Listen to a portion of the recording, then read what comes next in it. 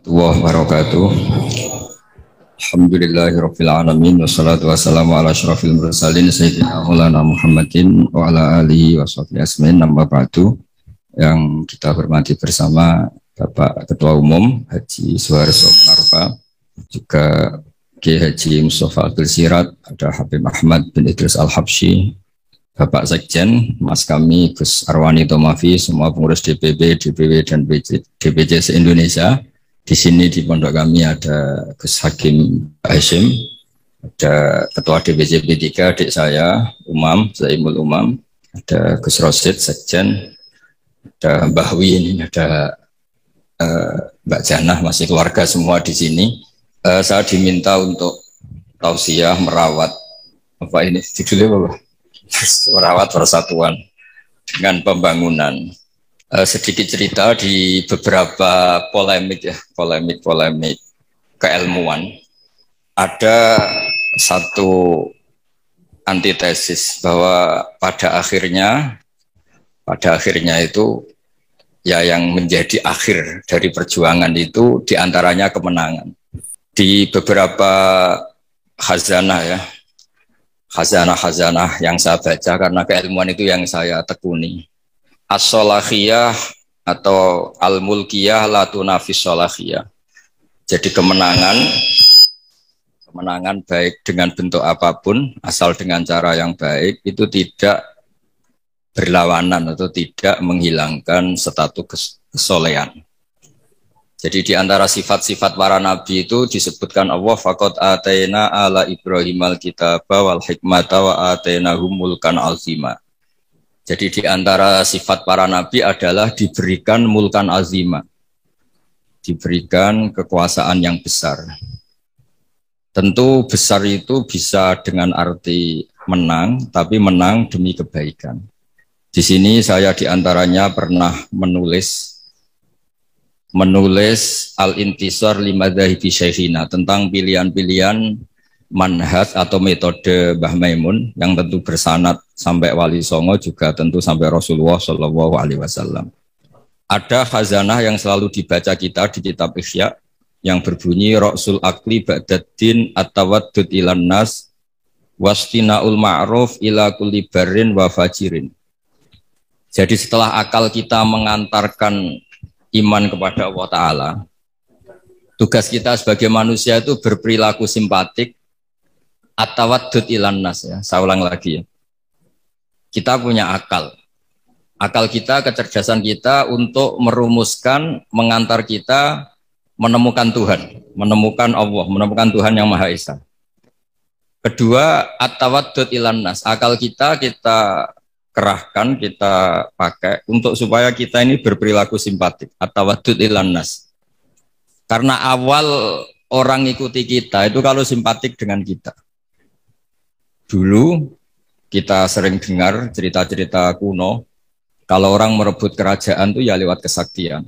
Bahkan cerita-cerita kuno itu kalau antar orang sakti ingin menguasai perempuan yang cantik itu juga adu kesaktian sampai ada yang meninggal. Lalu era modern di seluruh tren dunia itu ditemukan sistem kompetisi yang sehat, sehingga yang menang itu aturan mainnya ditentukan. Entah dipilih secara mayoritas, entah dengan kualifikasi apa, tapi yang jelas itu dihindari safkud dima, yang namanya pertumpahan darah. Jadi itu yang paling lama yang kita ikuti. Disebut wa id akhadna saqakum la tasfikuna dima'akum. Jadi pertama yang harus kita hindari dalam kompetisi, jangan sampai ada pertumpahan darah. Sehingga di antara kebesaran Sayyid Hasan bin Ali ketika dipuji Rasulullah Shallallahu Alaihi Wasallam, Inna bni hadala sayyidun wa inna wa ta'ala sayuslihu bi baina fi'atin azimatin. Saya ini, Nabi kalau menyebut tidak cucu tapi anak-anak saya ini la sayyidun, orang yang luar biasa, dan dia akan mendampingkan dua kelompok besar.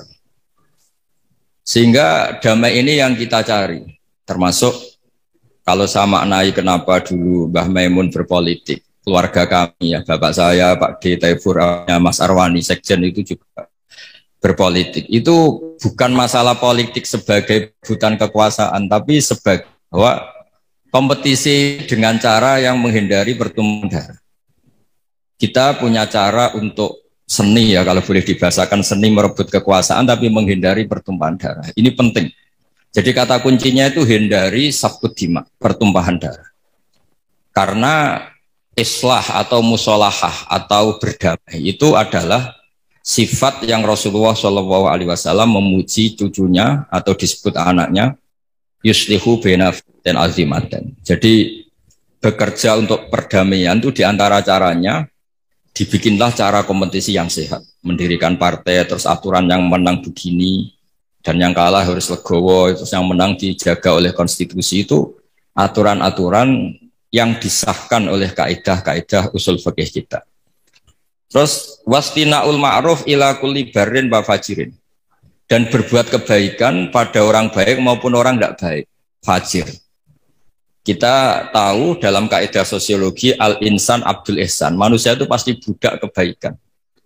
Jadi kalau ada orang ya bisa baik bisa buruk, mentalnya belum jelas. Kalau sowan orang baik dimarahin terus, kalau sowan orang, kalau dolan ke orang buruk dijamu, dikasih makan, dikasih kopi gratis, sementara ke orang baik hanya dimarahin. Kira-kira bandulnya kemana? Pasti ke orang yang jelek ini. Karena manusia itu budak dari kebaikan. Al-insan abdul ihsan. Maka dibutuhkan legowo. Orang-orang baik itu juga harus baik. Wastina'ul ma'ruf ila kulli barrin wa fajirin. Berbuat kebaikan kepada orang baik maupun orang yang tidak baik. Ada sebuah riwayat yang diriwayatkan kitab Sahih. Itu seorang yang luar biasa, orang yang baik. Kemudian dia berjanji malam ini mau sedekah. Lalu sedekah itu dikasihkan kebetulan kepada zaniyah, kepada orang yang kurang baik. Geger. Karena orang baik kok bersedekah sama orang yang kurang baik. Tusuddiko ala zaniyatin. Ada yang baca tasoddako ala zaniyatin. Setelah gunjingan belum selesai, malah dia sedekah lagi ke sarik. Sarik itu ya kira-kira maling atau copet. Geger lagi orang baik kok bersedekah sama copet. Ketika gunjingan itu belum selesai, malah dia bersedekah lagi sama al-ghani, orang yang kaya. Geger lagi kan, sudah kaya kok disedekah. Lalu di riwayat hadis sahih itu dijelaskan Allah ngapresiasi perilaku orang soleh ini. Lalu logikanya sampai perempuan tadi nakal karena nyari uang, maka dia tak uang supaya tidak nakal lagi. Sampai copet itu nyopet karena nyari uang, maka dia tak kasih uang supaya tidak butuh nyopet lagi. Sampai orang kaya tidak mau sedekah karena dia belum pernah merasakan nikmatnya dapat uang yang nggak usah kerja. Terus dia seneng. Terus dia akhirnya bayangkan orang lain juga seneng kalau tak kasih uang tanpa lewat apa? Kerja.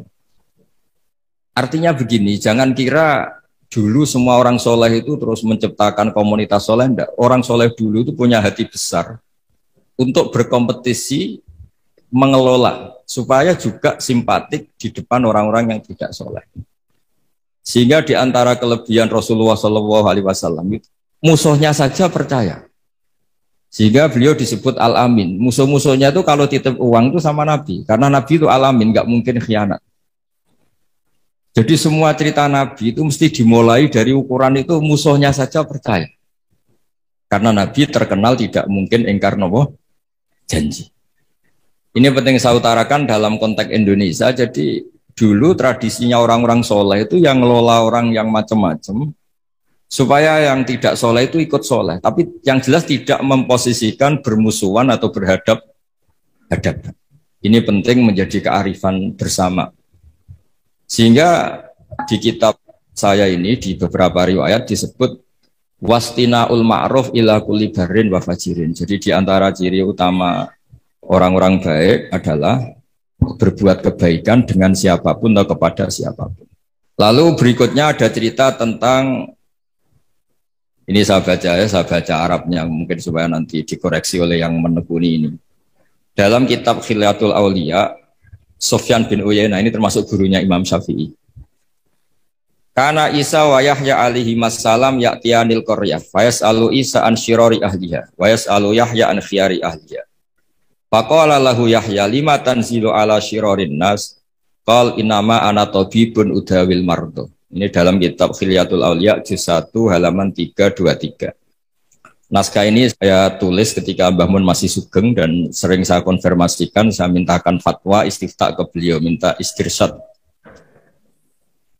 Nabi Isa itu seperiode dengan Nabi Yahya. Nabi Isa itu bawaannya sering kumpul orang macam-macam. Jadi orang macam-macam itu tidak musuhnya orang soleh yang jelas. Orang macam-macam itu tidak musuhnya orang soleh. Nabi Yahya itu kalau ke kampung-kampung suka kumpul yang soleh-soleh. Karena kumpul orang soleh itu enak, nyaman. Kalau Nabi Isa enggak. Beliau itu kumpul sama orang yang macam-macam. Terus ditanya, lima tanzilu ala syirarin nas. Kenapa kamu hidup atau membina komunitas yang syirarin nas, orang-orang tidak baik?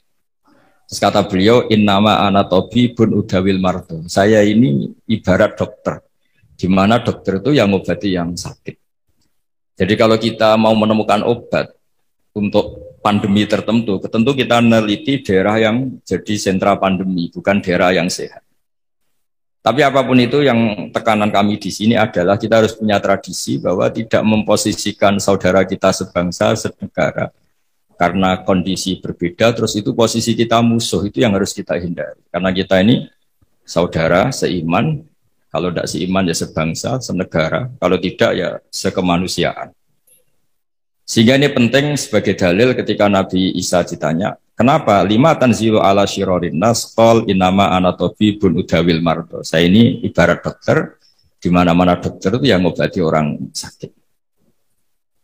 Terus ada sahabat yang pilihannya itu tegas. Walhasil saking tegasnya itu ditanya sama sahabat lain namanya Abdurrahman bin Auf, yang keras namanya Sayyidina Umar. Ketika ditanya, Sayyidina Umar jawabnya itu unik. Ya Abdurrahman wawah laqad lintul linnas hatta khasyitu wa fillah. Summa staddattu alaihim hatta khasyitu wa fi syiddah. Fa ainal makhraj. Faqama Abdurrahman yabki yajurru ridaah yaqulu biyadihi ufillahum ba'dak. Jadi saya beri analogi. Kalau kita punya keluarga yang nakal sekali. Misalnya perempuan yang sering pacaran seenaknya, nakal sekali. Kita sebagai keluarga, sebagai orang tua atau paman atau pak, pokoknya keluarga. Kalau Anda terlalu keras, maka ponakan Anda tidak pernah main ke Anda. Anda tidak punya kesempatan bina dia, karena Anda terlalu keras. Dolan ke Anda aja nggak berani. Tapi kalau Anda terlalu lunak, maka dianggap melegitimasi dia pacaran. Dia main ke rumah kamu dengan cowoknya, tidak kamu tegur, macak yang nggak bener, tidak kamu tegur, pakaiannya seronok, tidak kamu tegur. Maka dia mengira, wah Pak D saya yang kiai membiarkan saya, itu dianggap legitimasi. Jadi kalau terlalu lunak dianggap melegitimasi kebatilan, terlalu keras, orang seperti ini tidak akan bersentuhan dengan Anda, sehingga Anda tidak bisa bina. Sehingga kata Sayyidina Umar, berpikir kayak saya ini susah kan. Saya terlalu keras, juga takut Allah. Sikap ini ditegur Allah, karena tadi kalau terlalu keras tidak punya kesempatan bina. Kalau terlalu lunak saya juga takut ditegur Allah, karena itu dianggap melegalkan kemaksiatan atau kemungkaran. Fa'inal makhraj, sebenarnya kita jadi manusia itu tidak punya banyak pilihan, tidak punya banyak jalan keluar, tidak banyak solusi.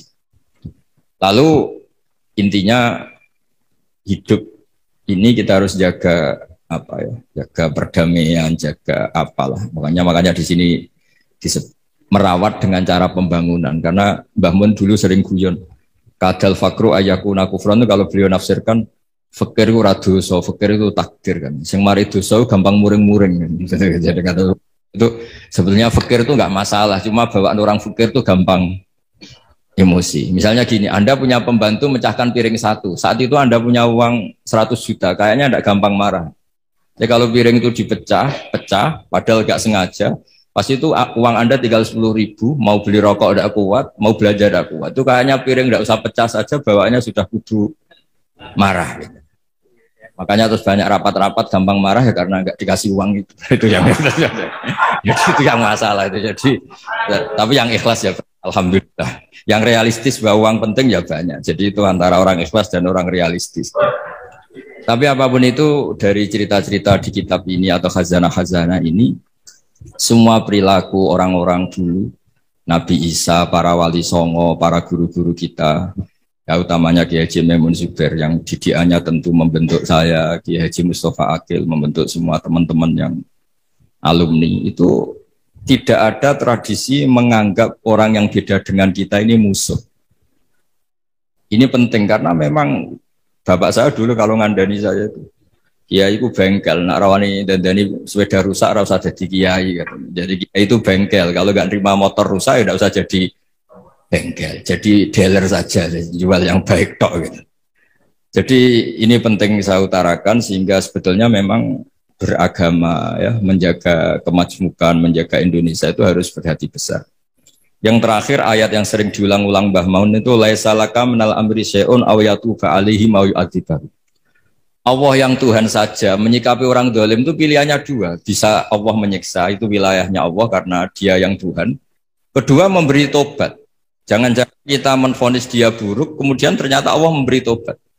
Dulu orang-orang yang musuhi Rasulullah, yang kita kira su'ul khotimah, ternyata banyak yang akhirnya ashabu Rasulillah, menjadi sahabat-sahabat Nabi yang luar biasa. Dulu perang Uhud, Nabi kalah itu karena panglima mereka itu Khalid bin Walid. Tapi akhirnya Khalid bin Walid itu masuk apa? Islam dan menjadi panglima yang luar biasa. Sayyidina Umar dulu musuhi sekali sama Nabi. Dan dia ketemu Nabi itu mau niat bunuh, tapi itu awal dari dia masuk Islam. Dia mau bunuh Nabi, terus ketemu temannya, kamu kemana? Saya nyari Muhammad, karena dia merusak agama kita, kata Umar. Tidak usah nyari Muhammad, adik kamu sekarang sudah ikut aliran, ya zaman itu disebut ikut agama Muhammad. Setelah ke adiknya, ternyata adiknya baca Quran sama suaminya, kemudian itu menjadi awal Islamnya Sayyidina Umar. Kita tidak pernah tahu. Awal Islamnya Umar itu setelah ingin mencari Nabi, ingin membunuh Nabi. Tapi ketemu temannya, terus diingatkan adiknya sudah Islam, dijemput, kemudian malah akhirnya dia masuk Islam. Khalid bin Walid itu dalam banyak khazanah disebut, dia masuk Islam itu karena melihat orang Islam kalah. Dia dengar-dengar, ya memang dengar, kalau Rasulullah itu pesan jangan pernah kamu keluar dari gunung. Setelah turun dari gunung, akhirnya orang Islam kalah. Itu Khalid bin Walid terus dia awalu, kata beliau, pertama yang menjadikan saya Islam itu gara-gara peristiwa itu. Ini orang luar biasa. Sahabatnya saja kalau melanggar aturannya ditegur Allah, diberi sanksi. Apalagi orang lain. Terus dia kepikiran akhirnya masuk Islam. Jadi Mbah Mun berkali-kali bilang, Allah yang Tuhan saja, yang otoritas segala di tangannya itu, kemungkinan memperlakukan orang zalim itu bisa memberi tobat atau menyiksa. Kenapa kita semangat kita hanya membayangkan orang zalim itu disiksa, padahal bisa saja Allah memberi tobat. Begitulah yang dilakukan Rasulullah SAW ketika melihat orang yang sangat buruk lah perilakunya sama Rasulullah. Nabi malah berdoa, wa mahdi qaumi fa innahum la ya'lamun. Doakan kaum saya ya Allah karena mereka seperti itu karena tidak tahu. Jadi saya mohon ya merawat untuk kemajuan, merawat kemajmukan untuk kemajuan itu ya kira-kira gitulah. Orang kalau hak kemanusiaannya tersampaikan, hak-haknya sebagai warga kesampaian, hak-hak sebagai warga negara juga kesampaian. Insya Allah disuruh atau diminta melaksanakan kewajiban juga mau. Kita tidak perlulah tahu urutannya, diberi haknya dulu baru diwajib-wajibkan apa diwajib-wajibkan dulu baru diberi haknya. Itu nanti kalau debat terus selesai. Yang jelas saya mohon semuanya biasa mendengar. Saya sering ditanya, Gus kok jarang datang di rapat-rapat penting. Saya mesti bilang analogi gini, kalau ada menteri rapat ketahanan pangan, ya bagus. Tapi yang Pak petani-petani tidak usah rapat nanam padi, itu sudah di atas rapat tuh. Karena barokahnya nanam padi otomatis ada ketahanan apa? Pangan. Daripada rapat terus tapi nggak pernah nanam padi. Ada rapat mempertahankan mazhab ahli sunnah wal jamaah rapat terus. Saya tidak pernah rapat tapi baca kitab terus tentang ahli sunnah wal jamaah. Nah, makanya ini ada Bahwi rapat terus kemajuan P3 tapi tidak pernah turun ke bawah. Orang mau P3 sing didelok ya kiai-kiai itu. Kiai ini P3 melu P3 bukan karena hasil rapat. Ini kebuatan gojol biasa mawon. Maksudnya cara kula niku ya sing rapat nggih monggo tapi sing langsung aksi nggih monggo. Karena ya tadi dalam dakwah itu pilihannya banyak. Saya kira demikian ini khazanah yang saya terima ya, saya serap dari ajaran-ajaran Kiai Haji Maimun Zubair, memang beliau itu sering cerita gimana menghadapi orang-orang yang beda pendapat, beda kultur, supaya kemasmukan ini terjaga secara baik. Karena kalau sudah terjaga secara baik, itu kita bisa hidup damai, karena di antara ciri kita adalah memang dari dulu-dulunya, saya ulang lagi, dari dulu-dulunya kebaikan itu harus kita jaga. Masyhur itu di hadis-hadis tentang hakul jiron, ada tetangga yang punya 3 hak kata Rasulullah, yaitu dia tetanggamu, dia seagama dengan kamu, dia keluarga kamu. Berarti punya berapa? 3 hak. Ada yang punya 2 hak saja. Dia seagama dengan kamu, dia tetanggamu, tapi dia tidak sedarah sekeluarga dengan kamu. Ada 1, tapi tetap punya hak, yaitu dia tetangga kamu, senegara dengan kamu, tapi ya tidak keluarga kamu, ya beda dengan agama dengan kamu, tapi tetap punya 1 hak. Dan semuanya ajaran kita adalah waqulu linnasi husna. Jadi saya kira demikian. Mohon maaf. Assalamualaikum warahmatullahi wabarakatuh. Oke teman-teman, jadi itulah reaction ngaji kita bersama dengan Kiai Haji Bahauddin Nur Salim atau Gus Baha dalam acara Haul P3 ke-49, dan ini ada di Rembang, dan beberapa yang disampaikan oleh beliau tentunya ini sesuai dengan tema, yaitu temanya adalah merawat persatuan dengan pembangunan, yang mana ini sesuai dengan jargonnya ataupun sangat khas dari P3 ya, salah satu partai Islam yang memang ada di Indonesia. Dan kenapa Gus Baha menyampaikan bahwasanya kenapa partai itu penting hari ini, karena dulu itu orang itu berebut wilayah atau berebut kekuasaan itu melalui peperangan, melalui pertumpahan darah. Nah hari ini berebut kekuasaan itu dengan menggunakan suara mayoritas ataupun pilihan. Ini suatu kebaikan daripada mempertaruhkan nyawa ataupun daripada sampai darah menetes gara-gara perebutan kekuasaan. Lebih baik menggunakan yang sekarang ini, yaitu pilihan dengan mayoritas itu menjadi penguasa. Apabila mendapatkan pilihan yang mayoritas, maka dia akan berkuasa. Nah ini salah satu ijtihad politik yang bagus, ijtihad politik ke dalam pemerintahan yang bagus, karena memang adanya partai, adanya pemilihan secara demokrasi ini lebih baik daripada peperangan. Dalam ngaji kali ini ataupun dalam acara kali ini, Gus Baha itu menyampaikan dari apa yang beliau tulis dalam kitab ataupun dalam makalah buku karya beliau yang membela tentang ijtihad ataupun membela tentang mazhab dari Mbah Maimun Zubair ataupun guru dari Gus Baha, yang mana kita ketahui Kiai Haji Maimun Zubair atau Syekhona Maimun Zubair itu adalah salah satu pembina. Dulu waktu beliau masih sugeng, itu adalah pembina dari partai P3 ini, yang mana kemudian banyak sekali santri-santri beliau yang juga ikut terjun dalam politik dan ikut dalam partai ini. Dan tentu saja Gus Baha menyampaikan apa yang menjadi pembelaannya terhadap Mbah Maimun tentang ijtihad politik ataupun tentang ijtihad yang lainnya tentang mazhab dari Mbah Maimun. Bahwasanya yang pertama adalah kebaikan itu untuk semuanya. Kebaikan itu tidak memandang baik ataupun buruk dari objek yang dilakukan kebaikan tersebut. Kita itu harus berbuat baik pada siapapun, termasuk pada orang jahat sekalipun, termasuk pada orang yang buruk sekalipun. Tidak hanya berbuat baik pada orang baik, tetapi berbuat baik pada orang yang buruk. Itu juga termasuk salah satu mazhab dari Mbah Maimun, sehingga Mbah Maimun itu terkenal sangat banyak sekali kawan-kawannya. Bahkan musuhnya itu dibilang sedikit ataupun dibilang tidak ada.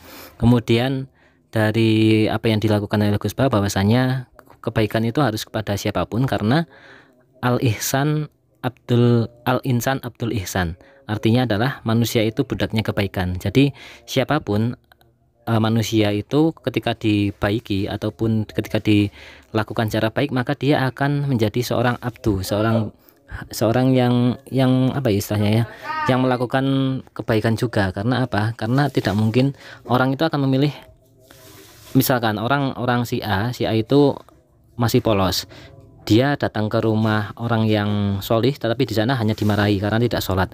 Kemudian dia datang ke tempatnya preman misalkan, dan di sana ternyata dia diperlakukan dengan baik, maka dia akan manut pada preman tersebut.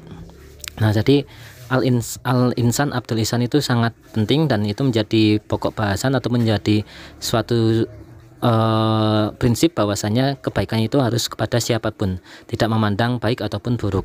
Kemudian yang dilakukan oleh Gus Baha atau yang disampaikan Gus Baha tentu saja mengenai mazhab-mazhab dari ataupun istihad prinsip-prinsip dari Mbah Maimun berkaitan dengan politik juga termasuk juga di situ, yang mana semuanya itu berdasarkan ada dalilnya, ada landasannya, ada dasar hukumnya yang jelas. Yang dilakukan oleh Mbah Maimun, yang dilakukan oleh Gus Baha itu jelas mempunyai referensi dari kitab-kitab, dari pemikiran-pemikiran, dari riwayat-riwayat orang-orang terdahulu, termasuk sampai bersanad pada Rasulullah Muhammad SAW.